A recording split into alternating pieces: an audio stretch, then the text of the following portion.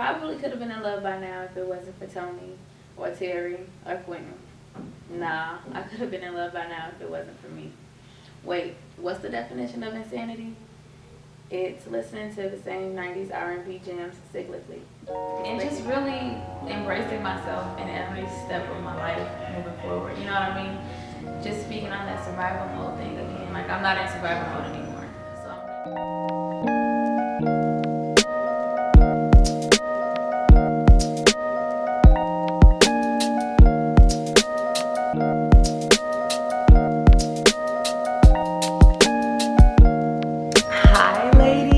Welcome back to Ghosts and Gold. We have Miss Portia here with us today. Thank you so much for joining us.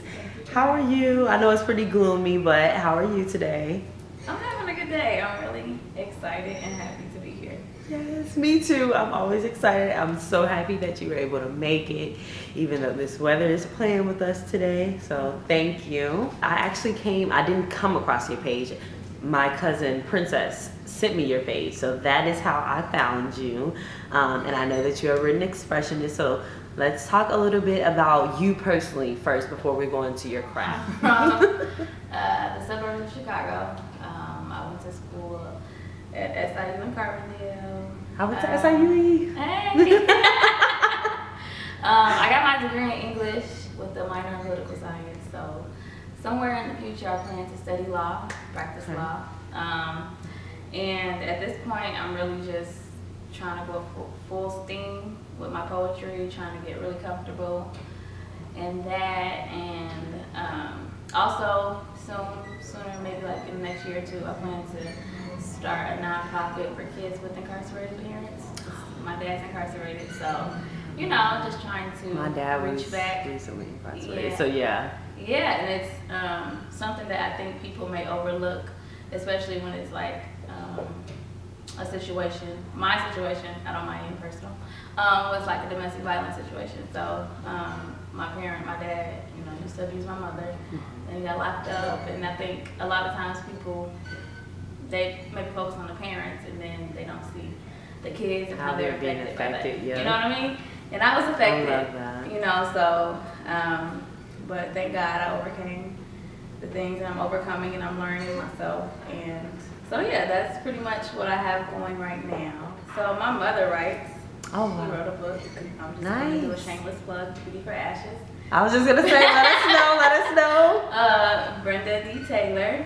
So she writes and she wrote poetry. I think for her it was an outlet, and that's the same thing for me. I feel like God really,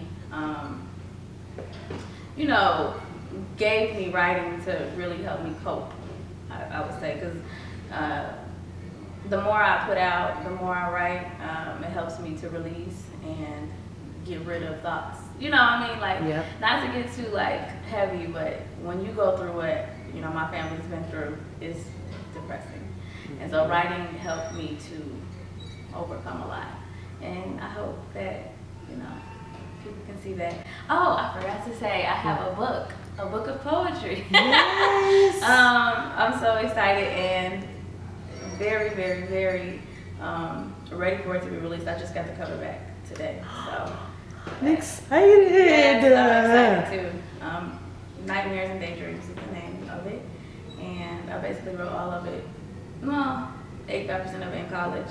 College was like rough for me. You know what I mean? People go there for academia. I went there and I learned so much about myself, about people, about family dynamics that I never saw because I never had them.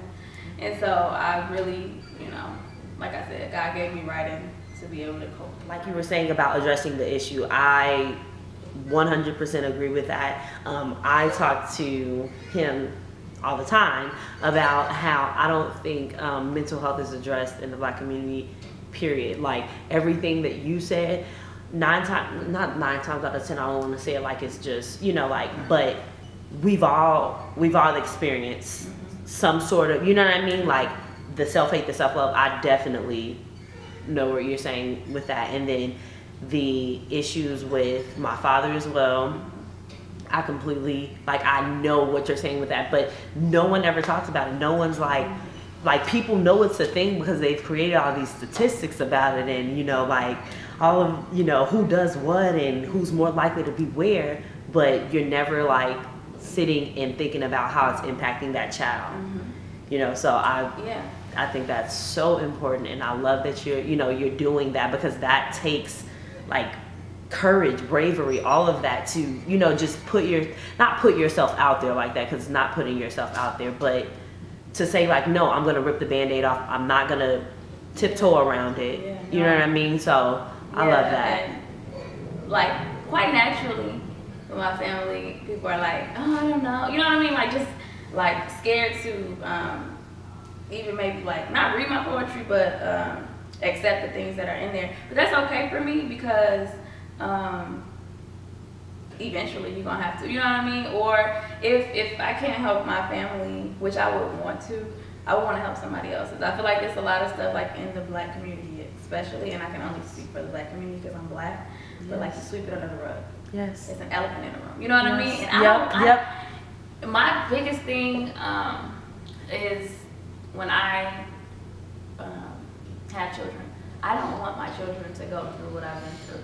I've had a very dramatic Lifetime movie, big screen movie, nonsense of mess. I want my kids to have boring lives. Not boring in the sense that like we just, mundane routine, but like I want them to see mom and dad together, happy, love, in love, and love them. And although I can't change the things that have happened, you know what I mean? My kids will have my family lineage, of course, but we can definitely change the narrative. And that's what I want to do for me. And there's many other people who are willing, but I think more or less people have to be willing to do it. I agree. And like you are literally hitting on the head. We have these conversations like all the time. I'm like, I love these little babies so much that we're gonna make sure that we're doing what we can right now to, and I don't like, people will misconstrue you addressing what it is with what am I trying to say? Not being ungrateful, but like, like painting it as if you had like a bad life, and that's I'm my truth. You cannot take my truth and say that, like I'm not saying that I shouldn't have to be conscious about the way it makes you feel, but it's my truth. Can you not respect that? Oh, I know. That's all. I know. Like that is it. Like I had that conversation plenty. So yes, no, I know I didn't have a bad life. I didn't, you know what I mean? And no, I'm not saying you did, but I know like people, they'll tune in and hear us saying like, oh, you want to change it for your kids, like, Oh, I don't, like I don't know. It was just so bad for you. It was just so bad. Like it wasn't so bad, but I mean, let's talk about it. It wasn't like, walks on the beach. Exactly. Once I got out here and expanded, I'm going to school. I'm seeing that things are set up differently for other people. Right. And I'm starting to see that your norm is not normal. Hello. Because I tell him all the time, I'm like, my children will not think that the struggle is normal. What do you mean? Everybody that looks like me struggles. What do you mean? It is the norm. That's what I believed. And then as I grew, I'm like, no, it's people that are, it's not the norm. So like you touched on like everything. The self-hate and the self-love is something that I've always struggled with, and I've only just now begin to realize that it's probably because of the way the world paints me. I think it's important because the world is very funny in the way that society, Western culture, whatever. I don't have political terms for anything, but like I was just thinking just right now when you were speaking about when I was younger, and like my forehead would be shiny, right? Or like it'll be like parts of my skin that would be like kind of dewy looking, like you know what I mean, kind of. And I would be like, oh, I hate it. I need to get this looking dry. You know what I mean? Like I hate it. And now I'm thinking about just like the cosmetic industry, and now how like you're using highlighter to get all these highlights, and you're using contour to get these facial structures that were already here. You know what I mean? And they taught us to hate those things. Or like when you think about the woman body and how voluptuous and Black women can be. and like the Sarah Bartman. I don't know if people know about Sarah Bartman, but just like how she was basically animalized or just like criticized for her body and how, you know, curvy she was, and now you got people getting butt shots and you got full lips, and it's a whole thing now. You know what I mean? I know this is a conversation that a lot of people already having, but it's just like, and I feel like it's a conversation that people shy away from at the same time. The time. Yeah, and that's just crazy to me, because I used to not like my skin color, and I would say that's the first time I ever said that out loud, and I never told nobody that. But I used to not like my skin color. I used to think, man, I was too dark, and I used to not like my hair. Like when I first went natural, that wasn't something that I did as a fad. I just was really trying to like find myself, like self-love. Like I really needed to love myself. You know what I mean? And I know it was a fad for a lot of people, maybe not, I don't know, but like it was crucial for me, because when you see people like doing that bleaching stuff, or you know what I mean, who like, my hair is straight now, so it's my hair, but it's straight now. Like people who only do that, you know what I mean? Who, I can't wait to get back to my puff, by the way, but I'm just not there yet.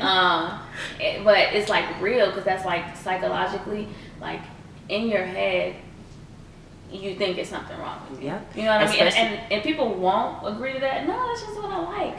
But why do you only do that? You know what I mean? Why are you only wearing your hair like that? Or why, like the bleaching? Like that's hard. When you have people that are like, you're pretty to be dark skinned. That blows my mind. Or you're pretty to be a big girl. Wow. Like, man,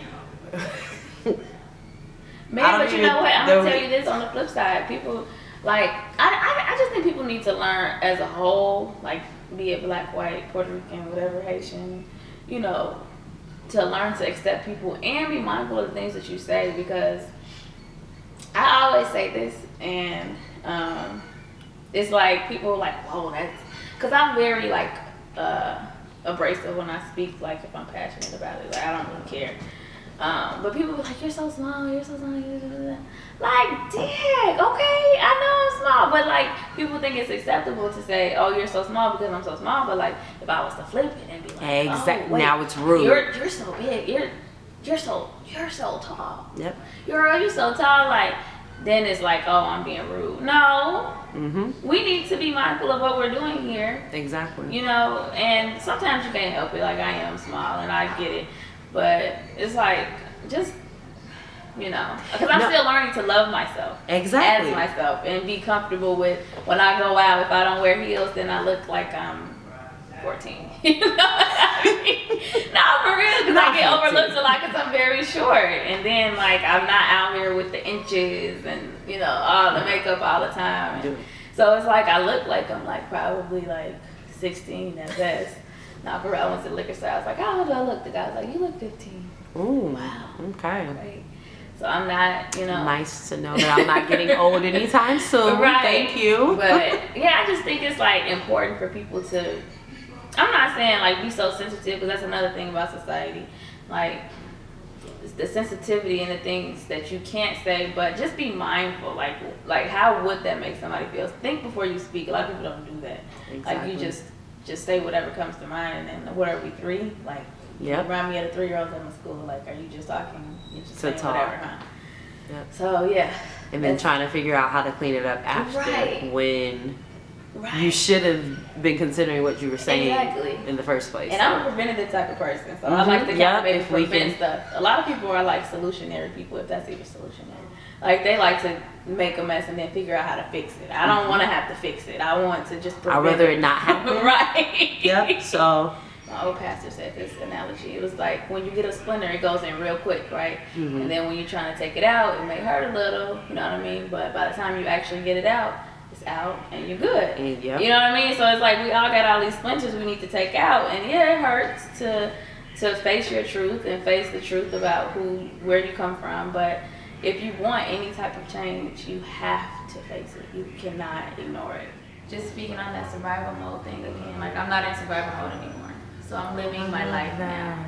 And whatever that looks like, void of societal expectations of me, I'm going to do it.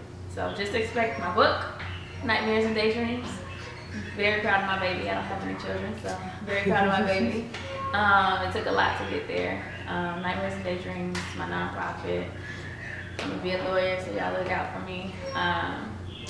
And yeah, just everything that I want is gonna happen, and I'm going to get, and I'm going to do. Yes, and I know you are. I believe you 100%. I believe you like I am you. I know it's gonna happen. So, thank you again for sharing everything. Thank you for coming out. We definitely appreciate it. You guys make sure you follow, like, share, comment, say hi. You know, like slide in the DM. Not in that sense of the term. I mean, like, you know, to share or to share your opinion on, you know, one of the pieces, anything like that. Let her know what you think. Let her know if you're touched by it, because I'm definitely touched by it. You all need to follow her. As she just said, she released that first video on her, it's available on YouTube and her Instagram page. So you're going to see her name. Make sure you guys follow her. Check her out. It's Miss Portia. Thank you again for coming, Portia. Be bold. Don't shy away from anything. Don't size yourself up next to anybody, because nobody has your truth, nobody has your story. And I'm not talking about, like, I am talking about it in a deep sense, but I'm also just talking about in life. Like, you, as a creative, you see things the way you see things, and that's your contribution to this life. So don't size yourself up next to anybody and their capabilities and their craft, because yours is different and unique, because you're different and unique, and that's on purpose. Learning that love isn't necessarily the infatuation of them being too good to be true, or not being able to take my eyes off of you. Maybe more like, I got you even if I'm down to my last two. Living in this fictional reality, polluted conversations doused in sweet rare wine, deep sighs and good times, and cries of why. Probably could have been in love by now if it wasn't for Tony, or Terry, or Quentin. Nah, I could have been in love by now if it wasn't for me. Wait, what's the definition of insanity? It's playing the same 90s R&B jams cyclically, expecting them to come true. I'm writing 4-page letters to niggas who don't read, can't read, or just choose not to. Back in 2017, I sounded a lot like Monica and Brandy. Came across more scrubs and TLC. Was sitting in my room trying to figure out how my ex is still a factor, because, Miss Lauren, I haven't experienced reciprocity since, well, never.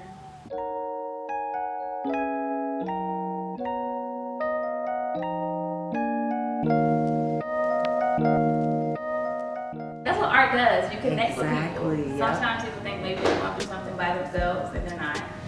So hopefully, you know, like Nightmares and Daydreams, we can connect and really address issues within households and within ourselves.